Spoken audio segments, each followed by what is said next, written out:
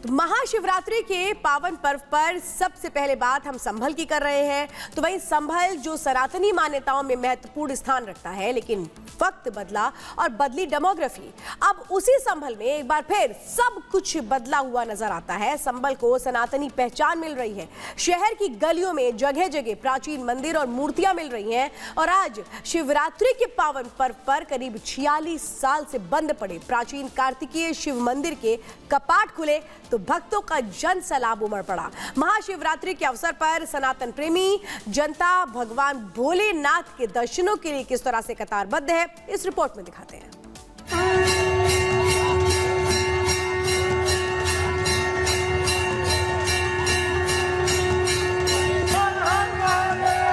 संभल की सनातनी पहचान लौट रही है।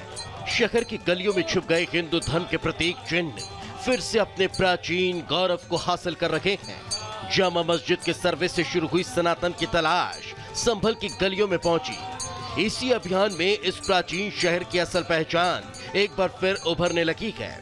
इसी कड़ी में संभल के खगुसराय इलाके में मौजूद शिव मंदिर का नाम भी जुड़ गया। करीब 46 साल से बंद खगुसराय का प्राचीन कार्तिकेय शिव मंदिर के कपाट अब भक्तों के लिए एक बार फिर खोल दिए गए हैं। महाशिवरात्रि के अवसर पर सनातन प्रेमी जनता भगवान भोलेनाथ के दर्शन कर रही है।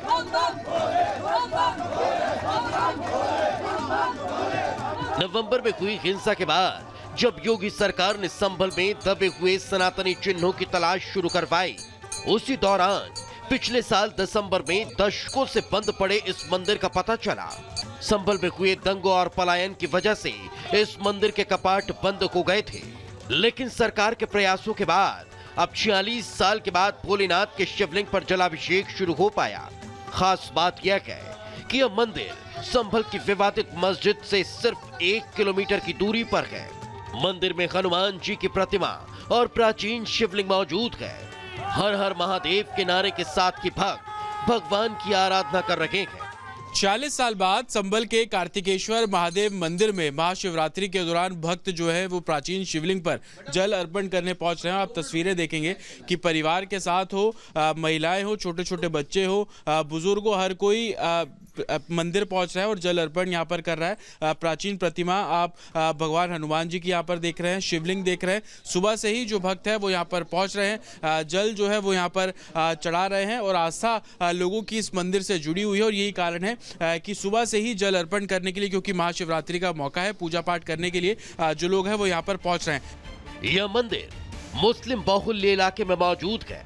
पहले इस इलाके में काफी संख्या में हिंदू परिवार भी रहते थे, लेकिन शहर में लगातार हुए दंगों की वजह से इलाके से हिंदू परिवारों का पलायन हो गया, जिसकी वजह से मंदिर के पूजा करने वाले लोग भी नहीं बचे।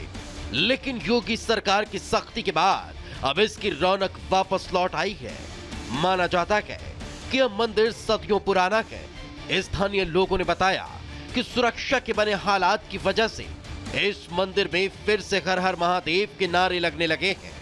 हमारे लिए बहुत सौभाग्य का विषय है। यहाँ पर दर्शन होना हमारे लिए इस जन्म का तर जाना है। हमें बहुत खुशी है, 40 साल के बाद में हमारा मंदिर खुला है। हमने हमारा पुराना मंदिर था, 40 साल बाद खुला है, हमें बहुत खुशी हो रही है। ये तो बड़े सौभाग्य की बात है। ये मंदिर तो हमारी कुलदेवी का मंदिर है। हमारे जो पुरखे थे वो यहाँ पर जल चढ़ाया करते थे, पूजा करते थे। अब कुछ दिनों ये कई सालों बंद रहा। अब जिला प्रशासन की कृपा से ये खुला है, तो यहाँ बड़ी प्रसन्नता हो रही है जल चढ़ाने में। मंदिर के पास सुरक्षा के भी कड़े बंदोबस्त किए गए।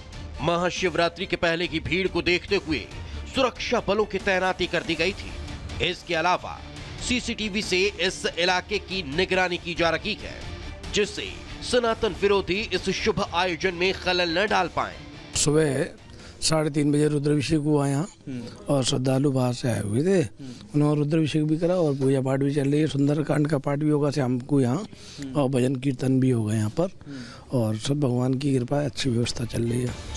आपको बता दें कि संभल की तथाकथित मस्जिद का मामला फिलहाल कोर्ट के हवाले है। यूपी सरकार ने सुप्रीम कोर्ट में हलफनामा दाखिल कर कहा है कि मस्जिद के पास मौजूद प्राचीन कुआं सार्वजनिक भूमि पर बना है। दरअसल मस्जिद कमेटी ने संभल के इस प्राचीन कूप के जीर्णोद्धार करने पर आपत्ति जताई थी, जिसके बाद योगी सरकार ने साफ कर दिया कि यह सिर्फ कुआं की नहीं बल्कि मस्जिद भी सार्वजनिक भूमि पर बनी है। मतलब साफ है कि संभल के सनातन के चिन्हों को पुनर्जीवित करने का अभियान जारी रहेगा, जिससे संभल की प्राचीन और सनातनी पहचान फिर से बहाल की जा सके। Bureau report, Republic Bharat.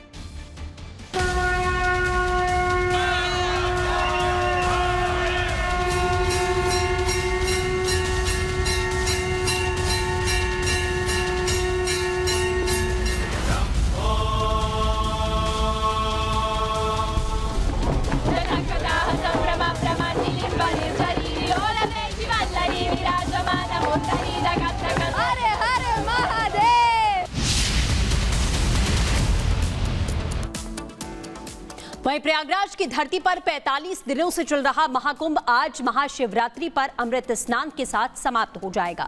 Bharat समेत दुनिया के 66 करोड़ से ज्यादा सनातनी अब तक महाकुंभ में डुबकी लगा चुके हैं। मानव इतिहास में ऐसा पहली बार देखा गया जब एक छोटे तीर्थ स्थल पर नदी किनारे 66 करोड़ लोग आस्था की डुबकी लगाने पहुंचे। प्रधानमंत्री मोदी, सीएम योगी आदित्यनाथ, साधु संतों ने महाकुंभ की जमकर तारीफ की है।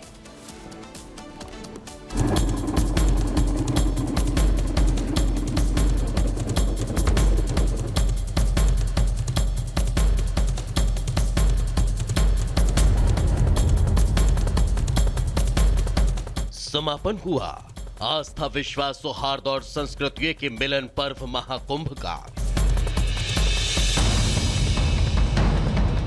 पूर्ण हुआ जागृत जीवंत संस्कृति, भक्ति और एकता का अद्भुत मेला।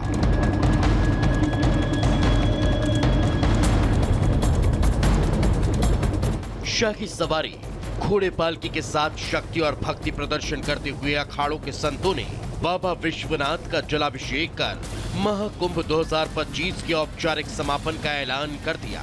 समापन कर दिया उस अद्भुत आध्यात्मिक आनंदोत्सव का जिसे दुनिया के सबसे बड़े आयोजन की ख्याति प्राप्त हुई।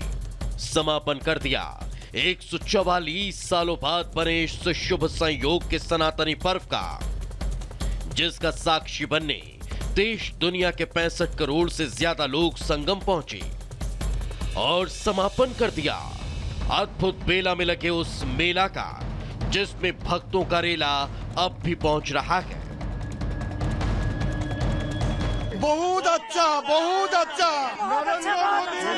योगी बाबा की जय, योगी बाबा की जय। बहुत सुंदर, बहुत अच्छा। 144 साल बाद जो ये कुंभ लगा है, कुंभ स्नान करने के लिए, और 149 साल बाद जो ये महाशिवरात्रि के पर्व में है, महादेव के चरणों में जल अर्पित करने के लिए आए। यहाँ पे आके हमको आनंद महसूस हो रहा है, बहुत खुशी मिला यहाँ प्रयागराज आके। अभी स्नान हुआ कि नहीं? नहीं, अभी स्नान नहीं हुआ, हम लोग जा रहे हैं।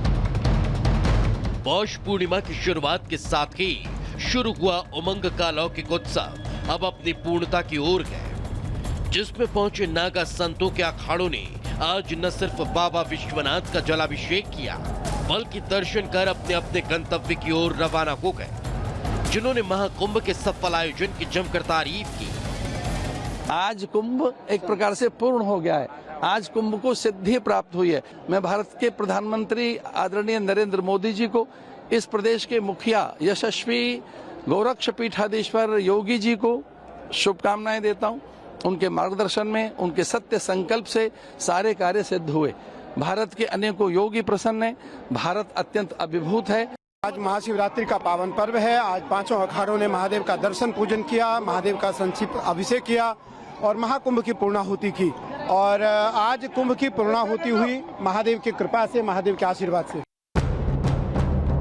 महाकुंभ के समापन के साथ ही संतों का रेला अपनी गुफाओं कंदराओं के लिए रवाना हो गया, मगर सनातनियों का मेला अभी भी चल रहा है, जो महाशिवरात्रि के महास्नान के बाद भी जारी रहने वाला है, जिसमें पहुंच रहे श्रद्धालुओं का आंकड़ा आसमान छू रहा है। 45 दिनों में कुल 65 करोड़ लोगों ने स्नान किया। 13 जनवरी पौष पूर्णिमा को 1 करोड़ 70 लाख लोग स्नान करने पहुंचे। 14 जनवरी मकर संक्रांति को 3 करोड़ 50 लाख लोगों ने संगम में डुबकी लगाई।